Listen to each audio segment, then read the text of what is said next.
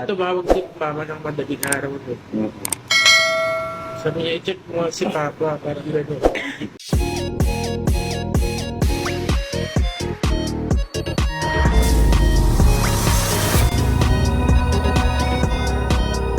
Kasi tumawag si Mama ng madaling araw doon. Sabi niya, i-check mo nga si Papa, parang gano'n. Tumatawag. Hindi kasi parang tumawag, check mo nga si Papa. Akala ko, nadali na sa hospital, tapos okay na, uwi na kami. Kasi namin, pinsan ko na yung doktor na meron na kami, nawala, no? Si Taga, nakita niya yun, di ba Taga? Iyak ako nang iyak, kasi parang,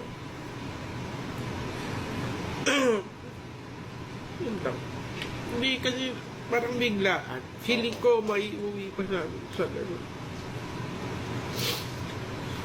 Tapos hindi, parang nagkaano na kasi siya Alzheimer, so hindi na rin namin, kahit na nandyan siya, hindi na rin namin makausap na maayos, pero feeling ko naririnig na kami.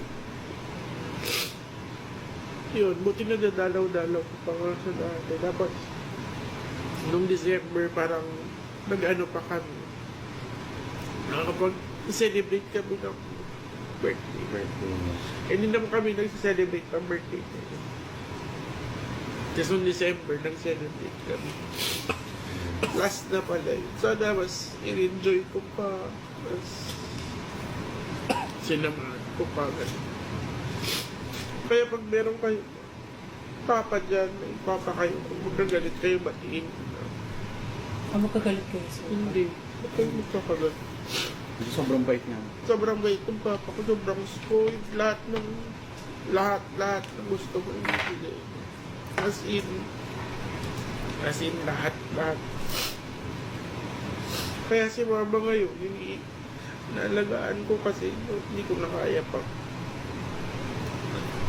Alam mo yun, susunod. Eh, si mama matanda na rin, kiki na rin. So, hindi ko kaya pag pati mama ko mawawala na ako. Kaya, pero siguro tapos na rin yung mission ni Papa. Tumawag ng madaling araw yung mama niya. Nung alam niya yung reaction ni Siri. Kaya sabi, buti nga marami yung mga TikTokers dito na bubuhat. Kasi sabi ng doktor na pinsan ko parang wala, within 24 hours mawawala na si Papa.